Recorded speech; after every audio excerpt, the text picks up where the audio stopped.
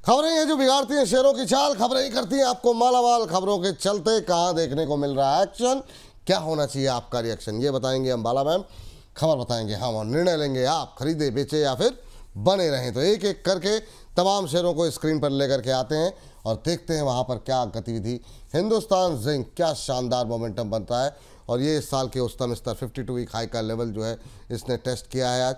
अच्छा मोमेंटम सुबह से ही बनता हुआ दिखाई दे रहा है। जिस तरीके से आपको बता दें कि चांदी के अंदर तेज़ी देखने को मिली है। इंट्राडे में 502 रुपये 80 पैसे का इसने जो है हाई लगाया है। आज 52 हफ्ते का उच्चतम स्तर नहीं छुआ है, आज छुआ है 503 रुपये 95 पैसे का हाई और इसका 52 वीक हाई है 546 रुपये 80 पैसे। सिल्वर की कीमतों में रिकॉर्ड ऊंचाई पर पहुंचने का सीधा असर यहां पर होता हुआ दिखाई दिया है। Silver focus company Hindustan zinc एकमात्र ऐसी कंपनी है। मैम क्या टिप्पणी रहेगी और क्या अभी भी यहां पर गुंजाइश है और ज़्यादा खरीदारी की या फिर ये प्रॉफिट बुक करने का जो है समय है, आपकी सलाह क्या रहेगी इंट्राडे हाई पर ही ट्रेड करता हुआ? This is not the time to book profit. However, I remember मैंने इसको 460 के पास में 65-460 के रेंज में पिछले वीक में ही रेकमेंड किया था। 500 रुपए का पहला टारगेट था। इसके बाद मैंने बोला था कि इसमें नए हाइस के लिए हम तैयार हो सकते हैं। इस वीक के नए इस ईयर के नए हाइस के लिए, जिसमें कि 540 तक का तो एक टारगेट दिया ही था, second target. So in my opinion, if you are already invested with my opinion जो मैंने पहले आपको दिया था, तो अभी भी आप बने रहो। फ्रेश बाइंग के बारे में अगर आप प्लान कर रहे हो, it's really not too late. Profit है कंपनी में, सेक्टर से अभी भी महंगी नहीं है, मोनोपोली कंपनी है। दिस इज द टाइम जहां पर एक इन्वेस्टमेंट की बेट तो लेनी चाहिए ही चाहिए। 2 से 3 क्वार्टर का टाइम दो और अभी भी हम यहाँ पर 540 से लेकर के लगभग अगर मैं थोड़े बड़े टारगेट की अगर मैं एक्सपेक्टेशन रख लूं तो 600 रुपए तक भी ये जा सकता है। हाउएवर, अगर आप आज एंट्री ले रहे हैं, then you need to understand कि जिन लोगों ने 460 के आसपास लिया था उनसे पीछे हैं आप।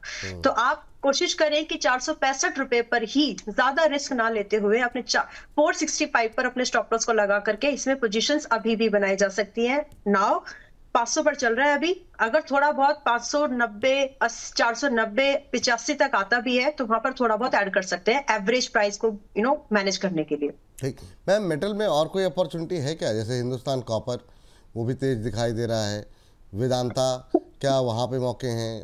कहाँ मतलब ज़्यादा अगर रिस्क टू रिवॉर्ड रेशियो के लिहाज से देखें तो क्या बेटर क्या लग रहा है आपको मेटल में अगर देखिए?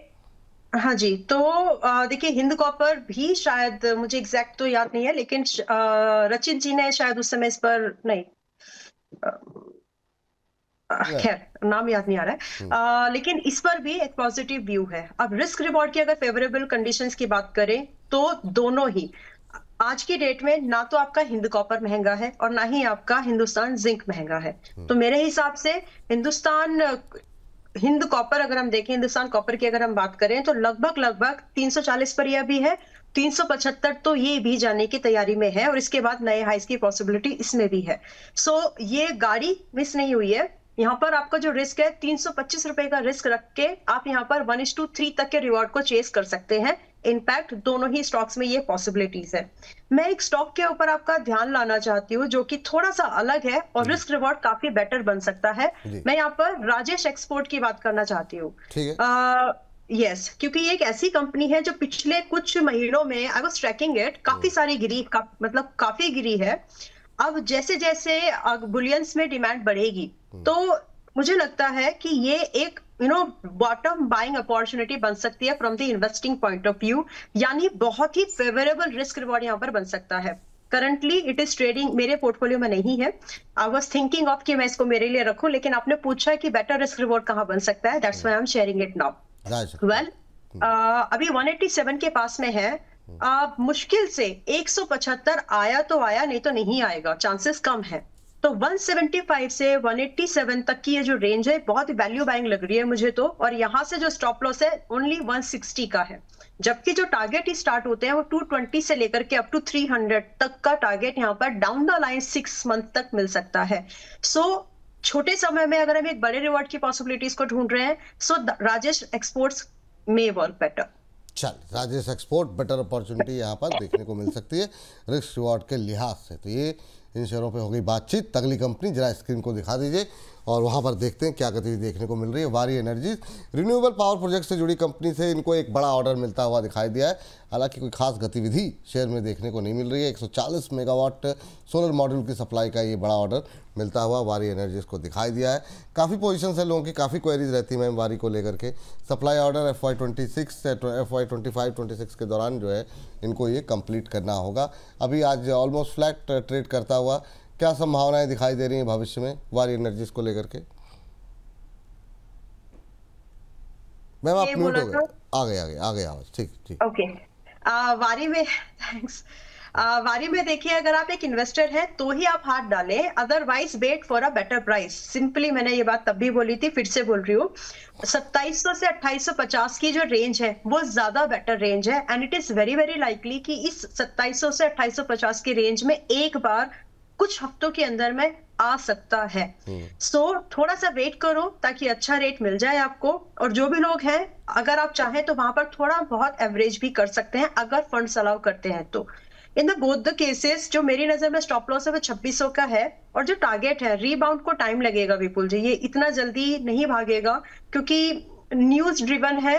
और मैक्रो फैक्टर्स, वारी एनर्जी एक ऐसी कंपनी रही है जिसका यूएस के ऊपर बहुत ज्यादा बड़ा मार्केट शेयर इसका था।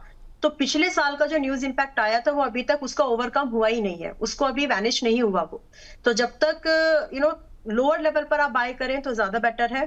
फिर भी अगर आप इन्वेस्टर नहीं है, ट्रेडिंग के हिसाब से ही ढूंढ रहे हैं, तो भी 3000 के आसपास बाय करो, और वहां से आपका स्टॉप लॉस आप 2850 कर रख के फिर आप वहां से एक टारगेट की एक्सपेक्टेशन रख सकते हैं 3300 से लेकर के अप टू 3500।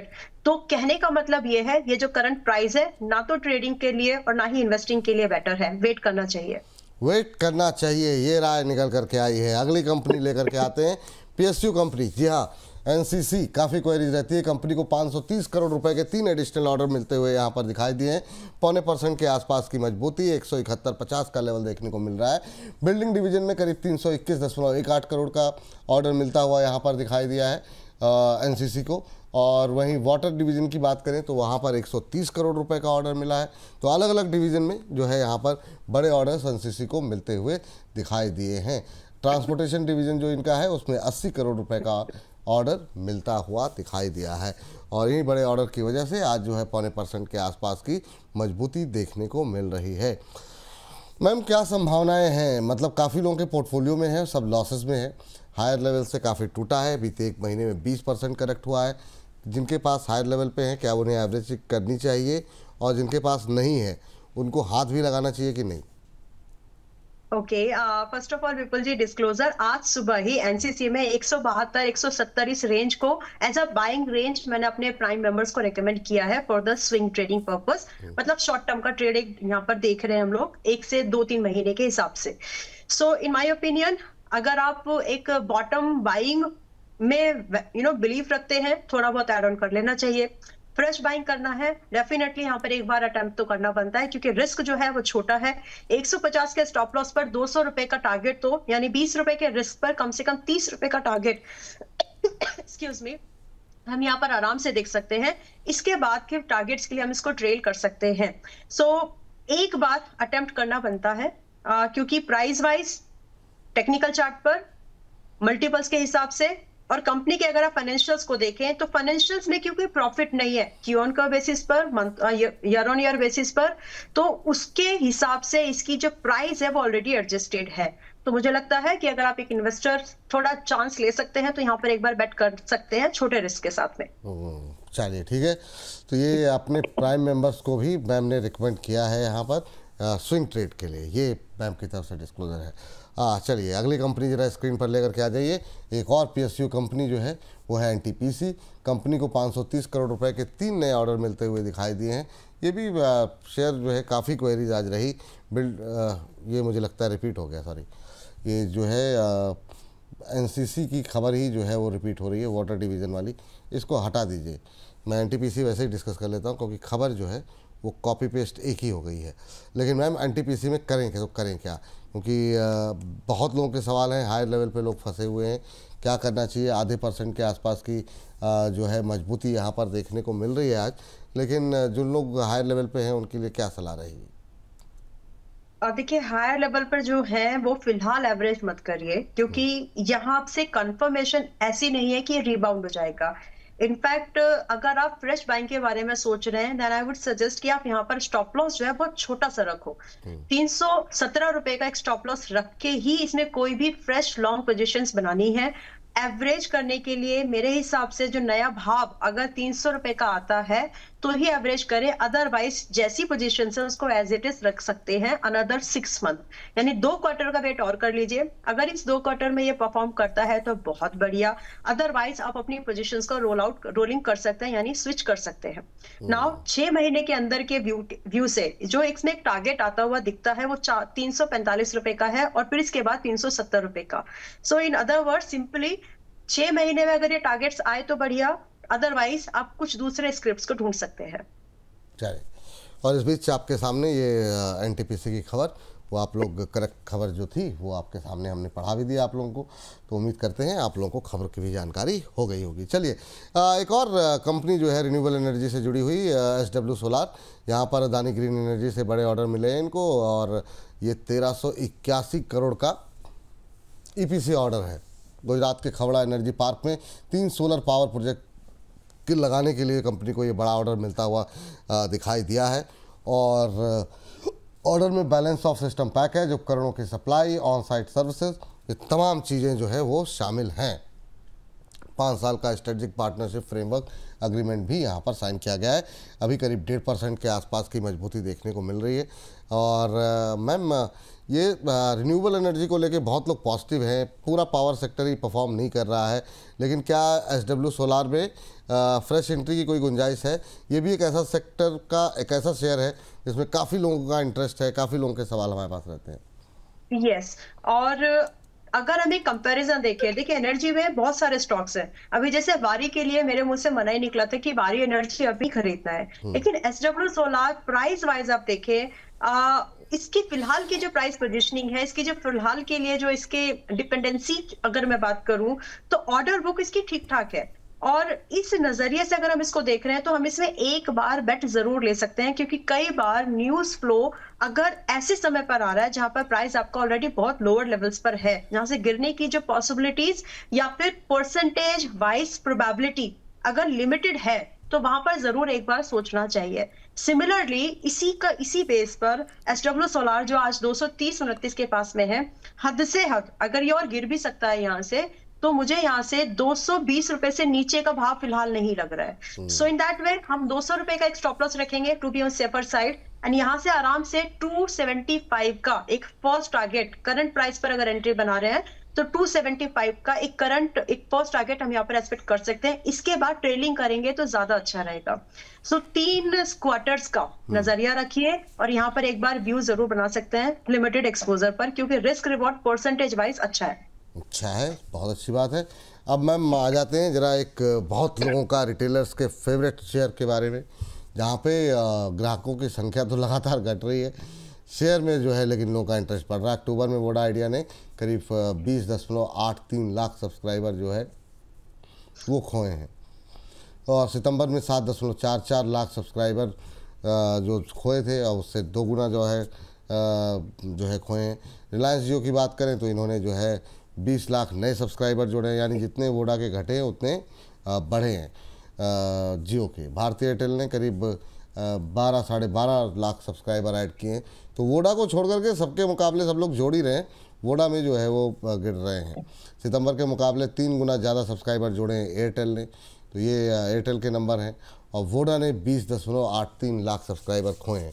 हालांकि यहाँ पे स्टोरी दूसरी प्ले हो रही है। मैम, क्या सलाह रहेगी वोडा के लगातार घटते ग्राहकों की संख्या और उसके बावजूद शेयर का 10 से ऊपर बने रहना, अभी क्या करना चाहिए वोडाफोन आइडिया को लेकर के? 9.5 से 9 रुपए की रेंज का वेट करिए, वहीं पर फ्रेश बैंक के बारे में सोचेंगे। सोचना क्या है, वही प्राइस अलर्ट लगा के रखिए।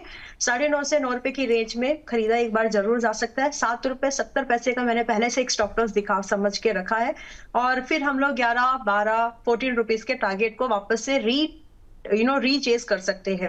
और फिलहाल ये स्टॉक सिर्फ इसी न्यूज से भी नहीं डर रहा है। एक्चुअली एक और न्यूज है जो स्टारलिंक का, टेस्ला स्टारलिंक का तो इंडिया में एक्सेस आ रहा है, तो कहीं ना कहीं वो फियर आ रहा है, थोड़ा थोड़ा सा, थोड़ा ही सही लेकिन फियर इनमें दिख रहा है। तो एक होता है ना कि एक ही पाई है, एक ही केक है, स्लाइस कटेंगे सब में बटेंगे, तो जो जितना ज्यादा एक नया एंट्रेंट अगर आ रहा है तो आपका जो पॉसिबल, वैसे भी इनका जो एक्चुअली जो इनका क्लाइंट बेस है भी, तो वो ज्यादा टियर 2 टियर 3 जो रूरल ग्रामीण एरिया जो है उनके लिए वो ज्यादा फोकस्ड है।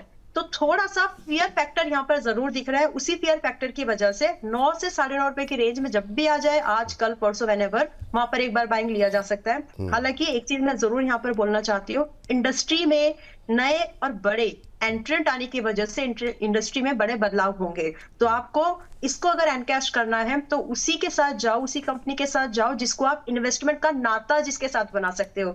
अदरवाइज वोडाफोन जैसी कंपनीज को ट्रेड करो और छोड़ दो। वाह मैम, हालांकि सारे शेयर खत्म हो गए, लेकिन सबिहा अंजुम जी बहुत, सबिहा जी हालांकि जीएमडीसी पे बात हो चुकी है, लेकिन खाली लेवल्स बता दीजिए। इन्होंने 538 पे लिया हुआ है, अभी क्या करना चाहिए? जीएमडीसी पे कोई गुंजाइश है या नहीं? और उसके बाद से हर्ष आ गए, फिर फटाफट आईपीओ सेगमेंट का शुरू करते हैं।